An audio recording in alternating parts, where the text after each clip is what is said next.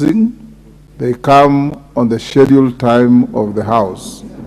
So please communicate with the ministers, because you are the one who is the link, that the House takes a very dim view of any minister who does not come to the House, because under the Constitution, they are accountable to this House on behalf of the people of Kenya. Thank you. I'll only allow the minority leader if he has anything to say. Yes, Wanjala, what's your point of order?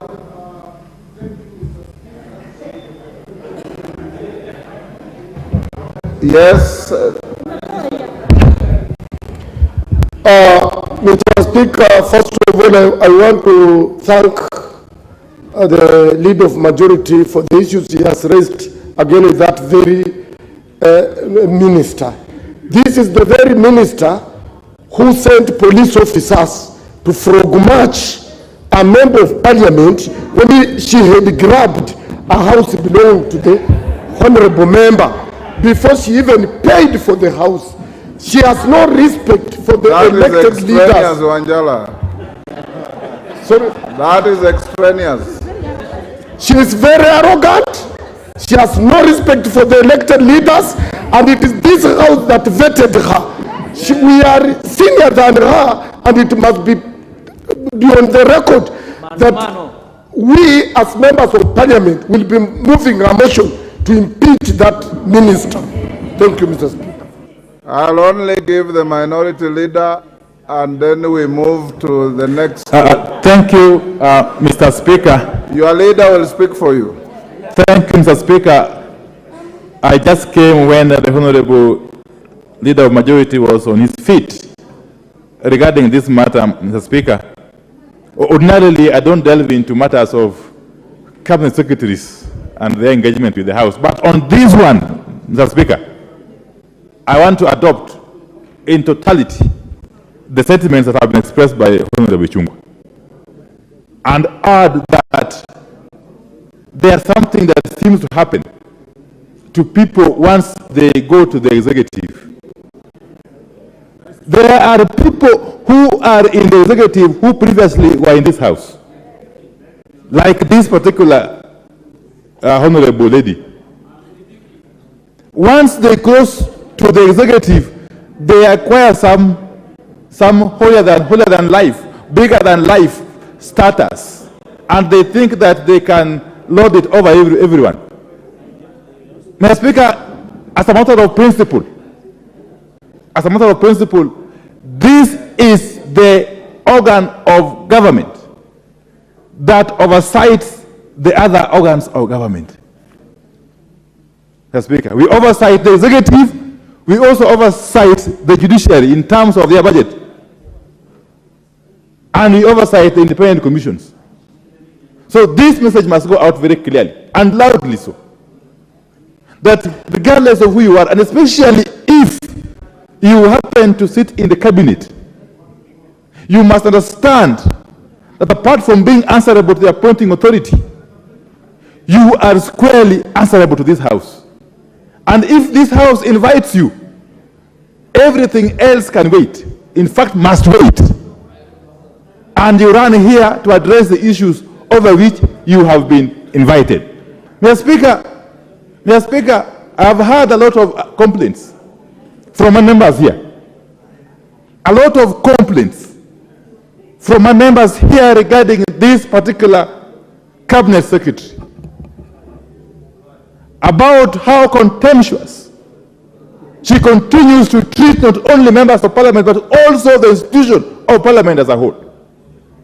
This is something that cannot be countenanced, especially in the face of the 2010 Constitution, which bestows on this House enormous responsibility. Enormous responsibility. Mr. Speaker, let me say this,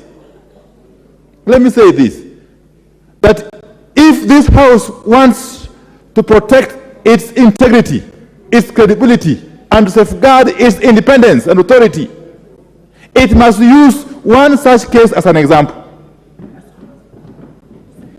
Just take the boldest step and indict this cabinet secretary once and for all. Mr. Speaker, I will be more than happy. Honorable Chungwa, I will be more than happy to second you if you are to move a motion here of impeachment against this cabinet secretary. And there are many, these kind of persons, these characters. There are many. Mr. Speaker, unfortunately, I don't engage with them, but my members do. But the reports I am getting is that there are a number of them who are behaving in a similar manner. We want to remind them, wherever they are, that you cannot wield any more power than people who have been elected by Kenyans and sent to this house to represent them and address the issues of concern to the whole country. You could be sitting in State House or in the cabinet office, in your cabinet minister's offices, but you must understand that this house has got authority over you. This house. So I want to really plead, and I'm seeing this letter, Mr. Speaker. Mr. Speaker, this letter on the face of it is really insulting. This letter is dated 5th July, which is today. And I am told she was required to be here. I didn't know because I don't take much interest.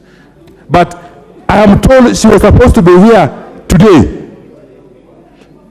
If you got a letter inviting you to Parliament for whatever reason, either to a committee or to the whole House, for whatever reason, 3 weeks in advance, you cannot wait until the last minute and then you write to Parliament that you are engaged in some nebulous activity, in some dingy places. Mr. Speaker, you cannot do that. And in fact, I will be inviting, Mr. Speaker, as I conclude, I will be inviting my colleagues not to wait for the Honorable Chungwa to initiate that process. I would be inviting my colleagues, especially on this side, please proceed and initiate the process of sending this cabinet secretary home, and you will get my full support. Thank you. Thank you. I will not escalate that debate. I think wherever the minister is, she has had order. The minister has had very strong sentiments from the leadership of the House, and order, honorable members, order. Order, honorable members.